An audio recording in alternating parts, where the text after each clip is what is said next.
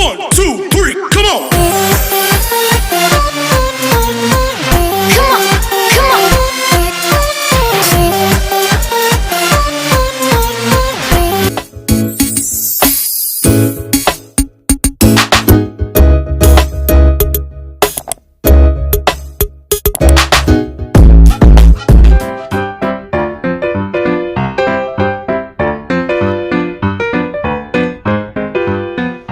Hi Beshies! It's Donna and welcome back to my channel. For today's vlog ay tuturuan ko kayo kung paano nyo gagawin yung ganitong effect.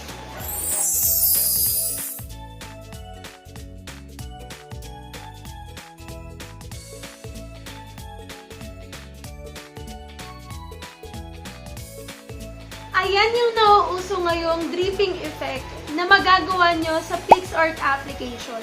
Kaya kung gusto nyong malaman, just keep on watching. I-open natin yung Picsart.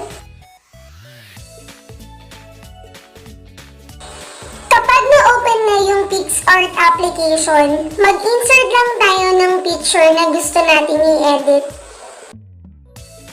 Kapag na-insert na, i-click lang yung effects button. Tapos, hanapin at i-click yung magic button. Tapos, piliin yung pastel. Pindutin ulit yung pastel para maset natin yung kulay 275. I-click ulit natin yung effects. Under magic, hanapin naman yung undead. Pindutin ulit yung undead para maset yung kulay 290.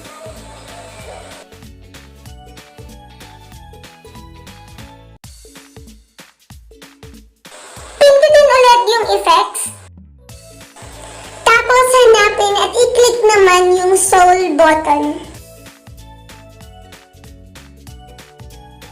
Pindutin ulit yung soul button para maset yung kulay 290. Pagkatapos ay pindutin yung cut out button. Pwede natin i-set yung size ng brush natin.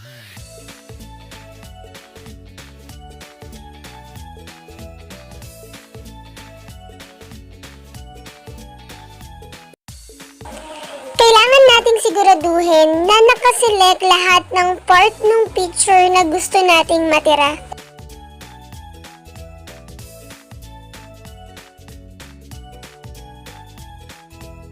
Kapag nagkamali ka or lumagpas, pwede mong pindutin yung undo button sa taas.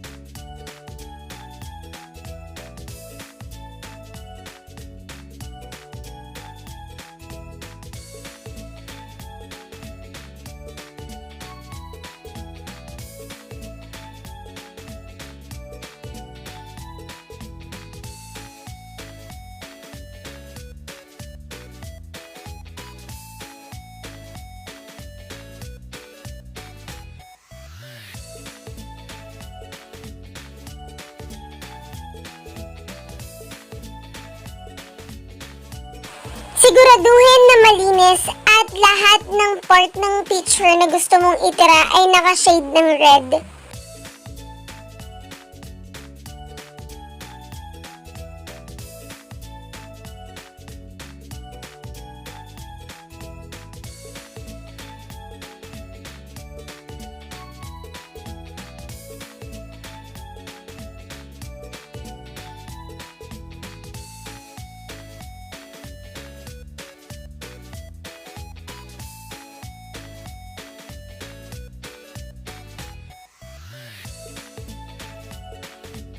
Pwedeng i-zoom in yung picture para makitang mabuti yung part ng picture na isi-shade ng red.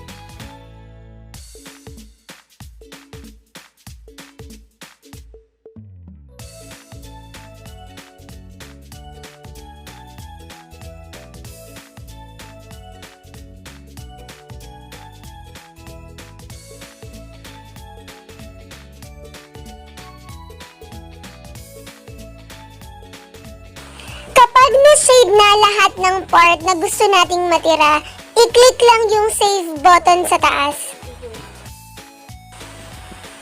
Tapos, i-click ulit yung arrow button sa right top part para ma-save na yung ginawa natin.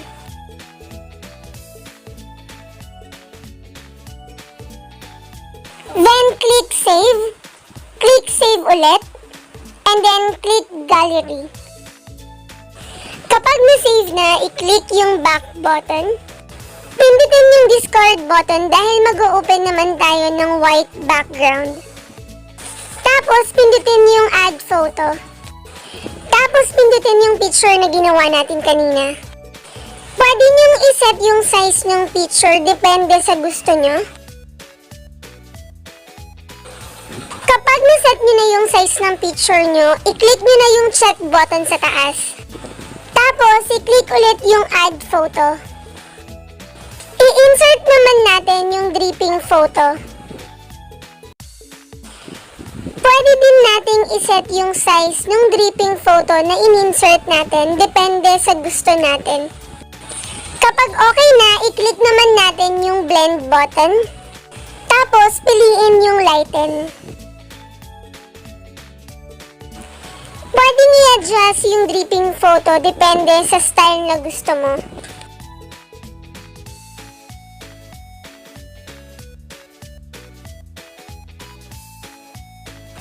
Kapag okay na, i-click lang yung check button sa taas. Pagkatapos ay hanapin at i-click yung brushes button para malagyan ng design yung picture natin. Pwede kayong mamili ng kahit anong design na gusto nyo.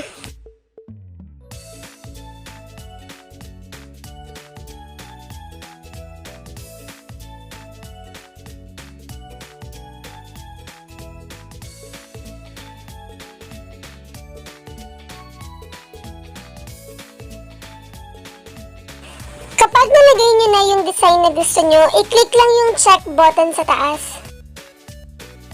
I-click ulit natin yung effects button. Tapos, pindutin yung effects button at hanapin yung noise. Tapos, pindutin ulit para maset yung kulay.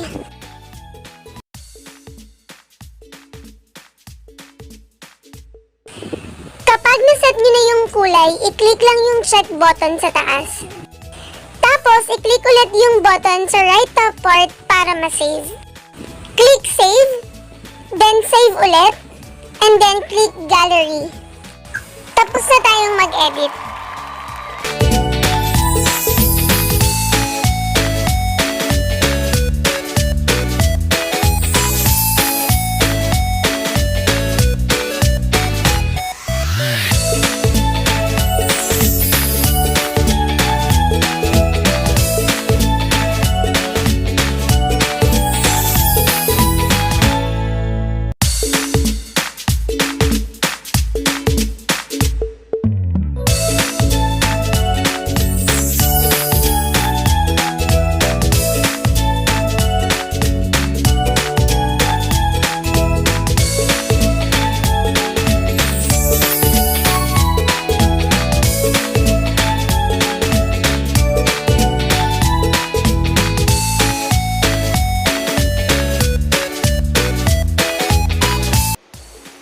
Ganyan lang kadaling gumawa ng dripping effect gamit yung Picsart application, mga Beshies. Sana may natutunan kayo sa vlog natin today at para makagawa na rin kayo ng sarili nyong dripping effect sa mga pictures nyo at ma-post nyo na sa Facebook, Twitter at Instagram account nyo. Sana nag-enjoy kayo sa vlog natin today at kung nagustuhan nyo to, please click the like button and the subscribe button.